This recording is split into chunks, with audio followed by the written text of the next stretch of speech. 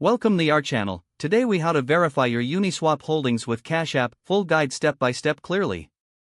To begin verifying your Uniswap holdings with Cash App, launch the Cash App on your smartphone. Make sure you are logged into your Cash App account.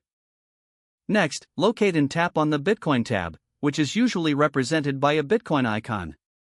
If you haven't already, you may need to enable Bitcoin withdrawals by navigating to your Cash App settings.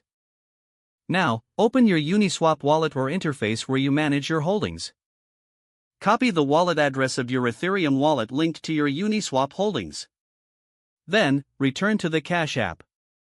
Tap on the Withdraw Bitcoin option. Paste your Ethereum wallet address into the designated field. Check the amount of Bitcoin you wish to transfer in Cash App. Confirm the transaction details to ensure they are accurate. Once everything looks correct, approve the transaction to withdraw Bitcoin. Observe the notification about the withdrawal process. Wait for the transaction to process, which may take a few minutes. After the transaction is confirmed, go back to your Uniswap wallet. Check your Uniswap holdings to see if the balance accurately reflects the Bitcoin withdrawal.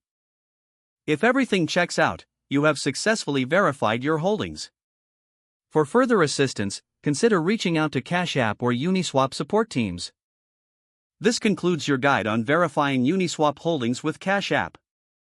If the page does not load, refresh the browser or try again in a private or incognito window. Make sure you are using the correct email address, then retype it carefully to avoid small typos.